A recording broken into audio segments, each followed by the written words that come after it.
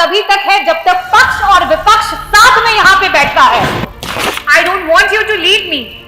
I don't want you to walk behind me. I want you to walk by my side. और यही हमारी सोच है और मैं मानती हूँ, क्योंकि कुछ तो लोग कहेंगे, लोगों का काम है कहना, पर अब हमको चुप नहीं रहना। कि अगर किसी मकसद के लिए खड़े हो तो एक वृक्ष की तरह खड़े और गिरो तो एक बीज की तरह, ताकि दोबारा से उग करके उसी मकसद के लिए दोबारा से जंग लड़ सको।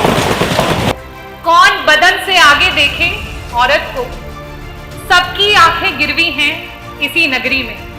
देश का विकास तभी होगा जब देश में नारी का विकास होगा। जो सोच कहती है कि नेतृत्व का कोई जेंडर नहीं होता, नेतृत्व का होता है एक विचार, एक सोच, एक विचारधारा, जिससे आप लोगों को खुद से जोड़ते हैं। धन्यवाद अध्यक्ष महोदय। दिन की रोशनी गुजर गई। सुनिए सुनिए, सब बैठिए। क्या दिन की रोशनी गुजर गई ख्वाबों को बनाने में, रातों की नींद गुजर गई बच्चों को सुलाने में। जिस घर में मेरे नाम की तख्ती भी नहीं, जिस घर में मेरे नाम की तख्ती भी नहीं, सारी उम्र गुजर गई उस घर को सजाने में।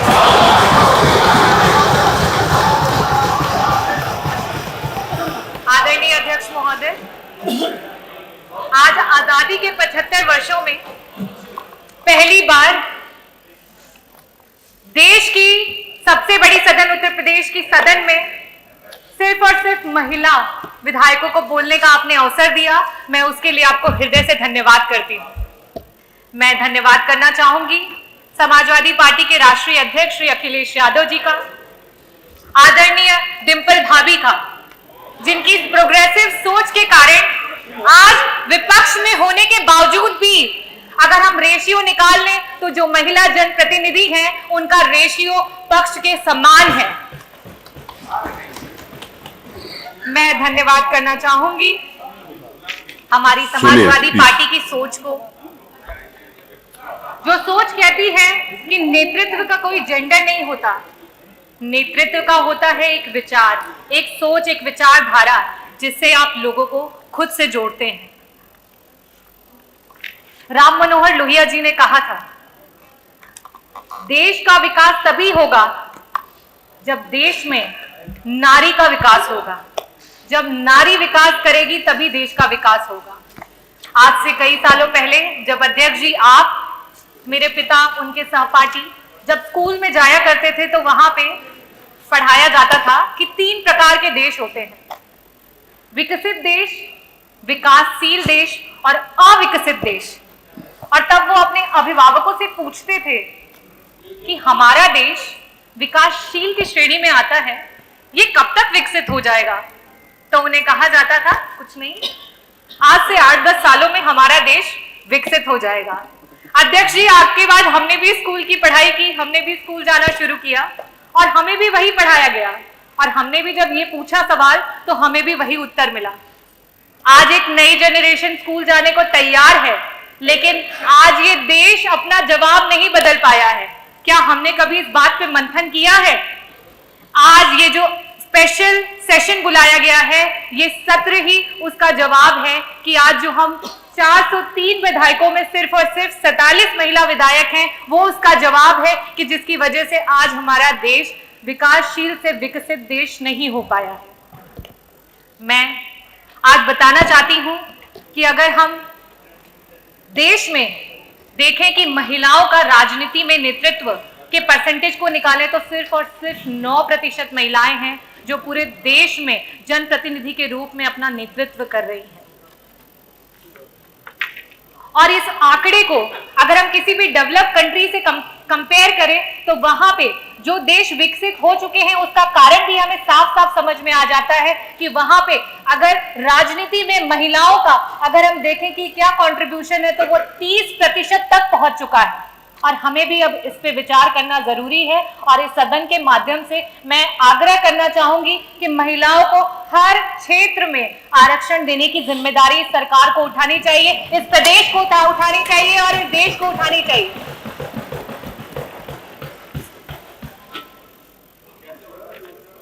बाबा भीमराव अंबेडकर जी ने कहा था कि मैं किसी भी समाज की जो प्रगति है उस समाज की महिलाओं की प्रगति से मापता हूं। और आज मैं ग्रामीण अंचल से आती हूं और जब वहां पे हम अपनी दलित समाज की बहनों को देखते हैं तब हमें ये महसूस होता है और साथ में बहुत ग्लानि भी होती है कि आज हमारा देश कहां पे है, आज क्या कारण है कि हमारा देश आगे नहीं बढ़ पा रहा है। चाहे राजनीतिक क्षेत्र हो या सामाजिक क्षेत्र हो, चाहे एक माँ हो या बहन हो या पत्नी हो या बेटी हो, अधिकांश जगह में भारत देश में हमें निर्णय लेने की आजादी नहीं। आज जब महिलाएं राजनीति में आना चाहती हैं तो कई प्रकार की कठिनाइयों का सामना करना पड़ता है और उस पर एक छोटा सा शेर है जो मैं बोलना चाहूंगी। कौन बदन से आगे देखे औरत को, सबकी आंखें गिरवी हैं इसी नगरी में। आज भी अगर औरत कुछ अच्छा नहीं कर पाती है तो आज हमें सुनने को मिलता है ये तो औरत है, इतना बड़ा दायित्व इसे दे दिया, कहां से कर पाती। और अगर किसी तरीके से वो औरत अच्छा कर जाती है तो उसे कहते हैं अच्छा, ऐसे कैसे अच्छा कर दिया, ऐसा क्या किया होगा उसने। इस सोच को बदलने की जरूरत है। मैं इस सोच के लिए ये बोलना चाहूंगी कि आज इस प्रदेश को, इस देश को एक मकसद के साथ हमारे प्रदेश की और देश की महिलाओं को बढ़ाने के लिए सोचना होगा। स्वामी विवेकानंद जी ने कहा था कि अगर किसी मकसद के लिए खड़े हो तो एक वृक्ष की तरह खड़े और गिरो तो एक बीज की तरह, ताकि दोबारा से उग करके उसी मकसद के लिए दोबारा से जंग लड़ सको।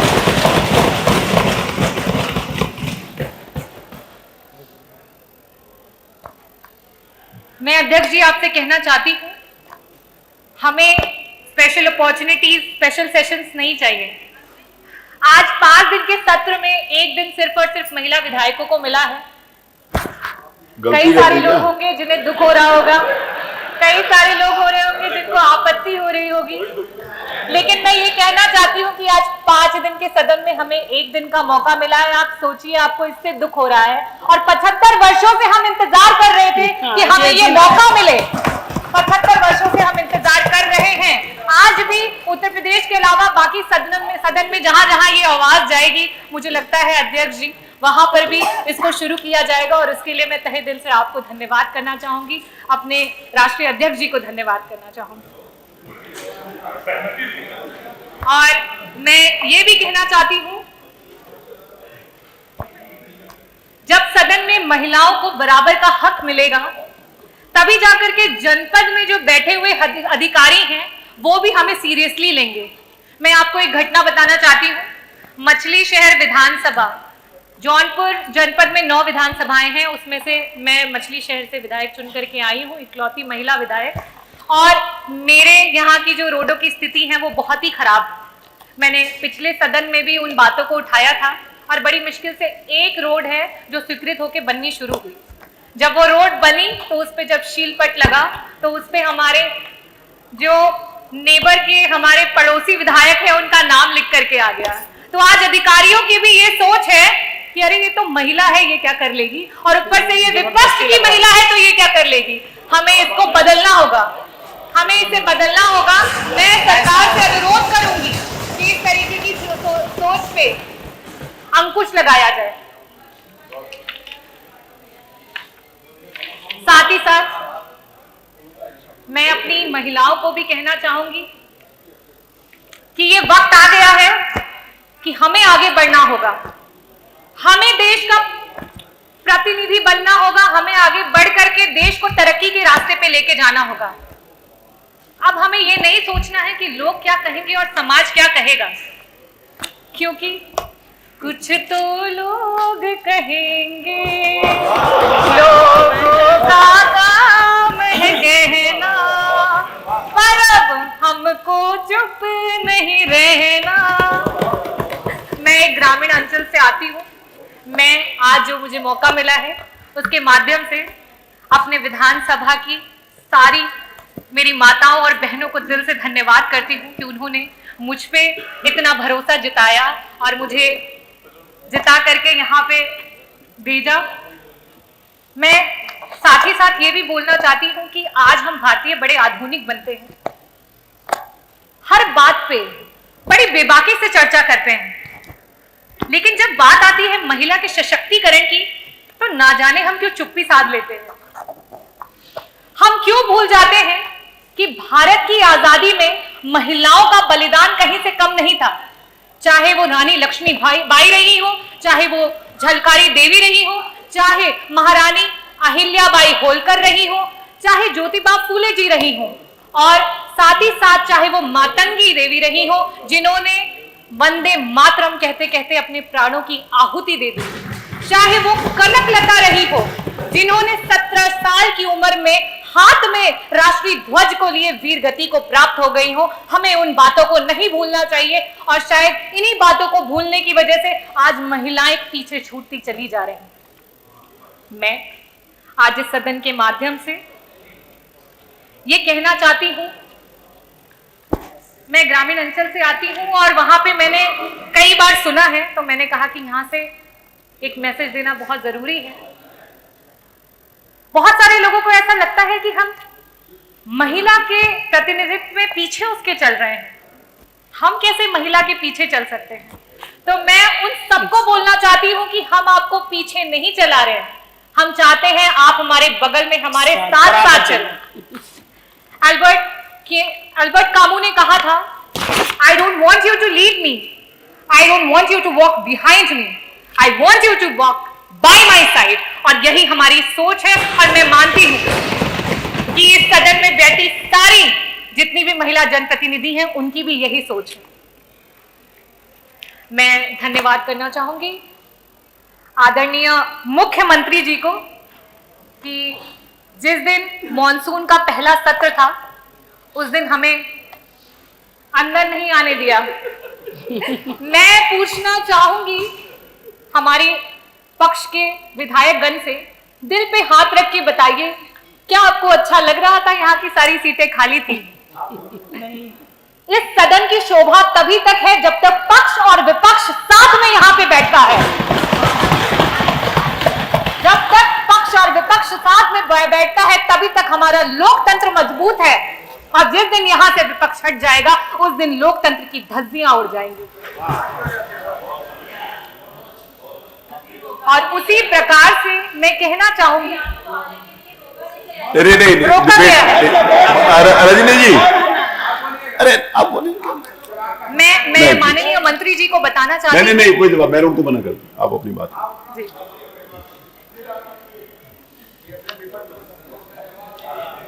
चलिए धन्यवाद, अगर हो गया हो तो। नहीं सर, नहीं हुआ, अभी तो बहुत लंबा है। वो कागज नहीं मिल रहे, धन्यवाद अध्यक्ष जी। नहीं कागज नहीं मिल रहा, इसी बोला जैसे मुख्यमंत्री जी को धन्यवाद कर रही थी कि जैसे कि हमें आने नहीं दिया, तो उस दिन यहाँ पे आपकी पॉलिसीज की पर्चियां बट रही थी, तो मैं बहुत बहुत धन्यवाद प्रकट करना चाहूंगी कि वो पॉलिसीज की पर्चियां हमें भी मिली। तो मैं उसके बारे में बताना चाहती हूँ। उसमें आपने विवाह के लिए कन्या अनुदान देने का एक संकल्प लिया है। कोरोना काल में बहुत सारे गरीब परिवार अपने बच्चों की शादी नहीं कर पाए।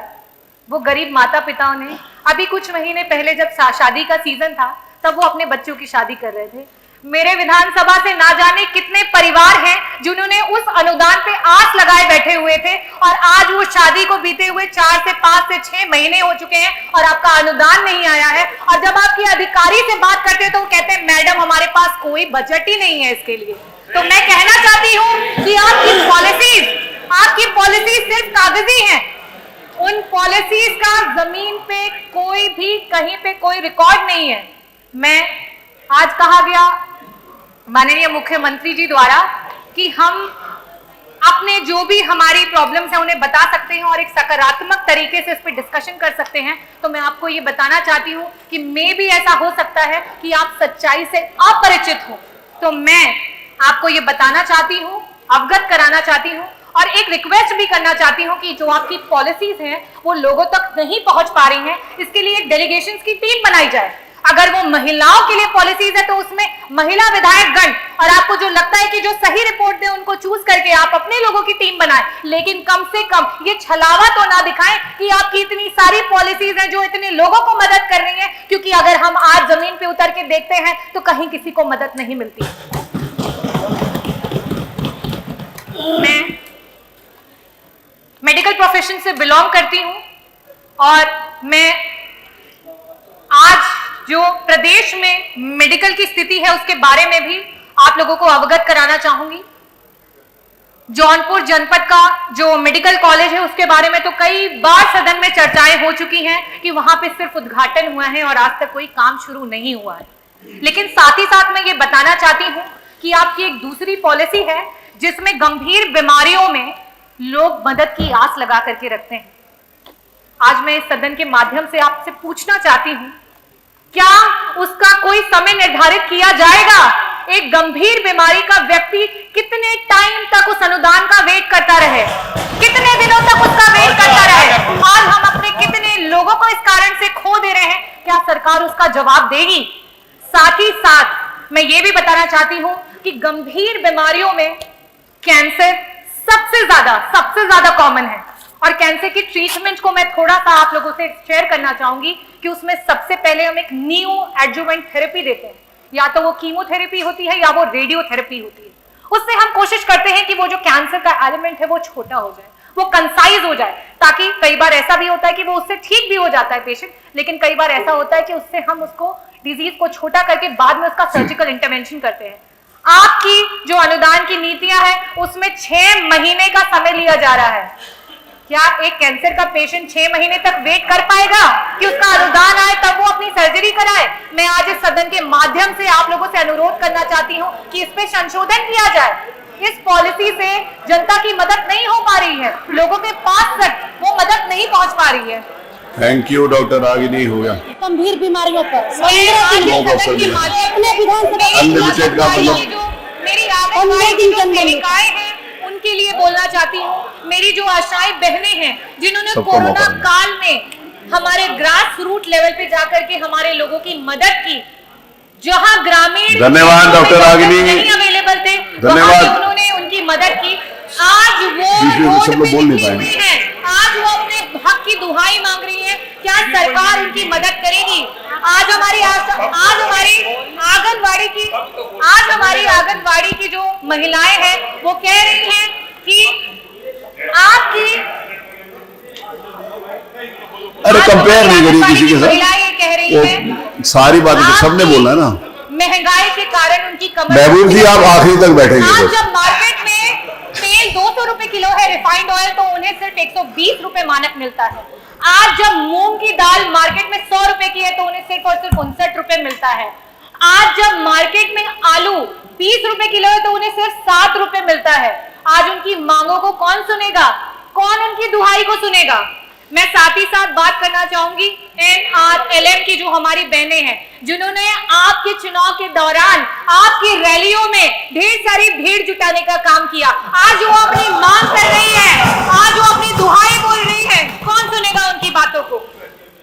मैं बहुत गर्वित महसूस करती हूं कि जिस समय भाजपा की सरकार ग्रामीण क्षेत्रों में बिजली कटौती करने में व्यस्त थी, उस दौरान मेरे क्षेत्र से कई सारे बच्चे हैं जिन्होंने बोर्ड्स में 95% अबव मार्क्स स्कोर किए, और साथ ही साथ आपका जो नेशनल एग्जामिनेशन होता है मेडिकल का, उसमें 7 से 10 बच्चों ने उसमें रैंक निकाला है। तो मैं आप लोगों को ये बताना चाहती हूँ और साथ ही साथ ये भी कहना चाहती हूँ, जबकि मैंने पिछले सदन में भी कहा था कि ग्रामीण इलाके के बच्चे कहीं से भी मानसिक रूप से शहरी बच्चों से कम नहीं है, लेकिन आज उनके पास वो व्यवस्था नहीं है। आज स्कूल माध्यमिक हो, प्राइमरी हो, हायर सेकेंडरी स्कूल हो, उनके रास्तों को मेन रास्तों से नहीं जोड़ा गया है। आज जब उनके परिवार वाले, उनके घर वाले उन्हें स्कूल तक छोड़ने जाते हैं, वहां रोड पे उनके एक्सीडेंट्स हो जाते हैं। इस पे सरकार कब मंथन करेगी? कब इसका असली आईना आप लोग देखेंगे? ये खत्म हो गया तो पेपर खत्म हो गया तो आगे।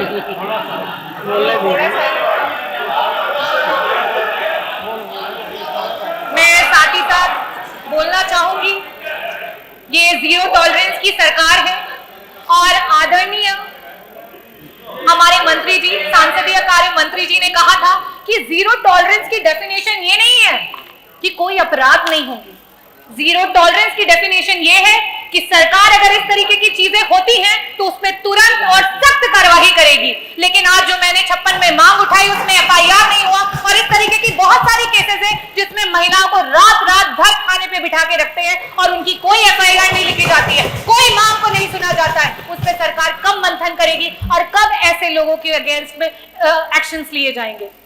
साथ ही साथ मैं ये भी कहना चाहती हूँ कि शायद आप लोगों को ना पता चल पा रहा हो और फिर से आप सच्चाई से अनजान हो, तो आज थानों पे सिर्फ और सिर्फ वसूली भाई बैठे हैं और रक्षक भक्षक बने हुए हैं। कृपया करके इसका भी निवारण निकाल दे तो मैं बहुत बहुत आभारी रहूंगी आपकी। Thank you. मैं लास्ट में अपने देश की महिलाओं के लिए कुछ चंद लाइनें बोलना चाहूंगी। आप देंगे, वो दे रही है सुझाव या आप देंगे सुझाव? मैं अपनी देश की महिलाओं के लिए और अपने प्रदेश की महिलाओं के लिए बोलना चाहूंगी। सुनो द्रौपदी शस्त्र उठा लो, छोड़ो मेहंदी खड़क संभालो। सुनो द्रौपदी शस्त्र उठा लो, छोड़ो मेहंदी खड़क संभालो। अब गोविंद ना आएंगे, धूत बिठाए बैठे शकुनी सब मस्तक बिक जाएंगे। सुनो द्रौपदी शस्त्र उठा लो, अब गोविंद ना आएंगे। कल तक केवल अंधा राजा, आज गूंगा बहरा भी है। कल तक केवल अंधा राजा, आज गूंगा बहरा भी है। होठ सी दिए हैं जनता के, कानों पर पहरा भी है। तुम ही कहो ये अश्व तुम्हारे, किसको क्या समझाएंगे। सुनो द्रौपदी शस्त्र उठा लो, अब गोविंद ना आएंगे, अब गोविंद ना आएंगे। बहुत बहुत धन्यवाद।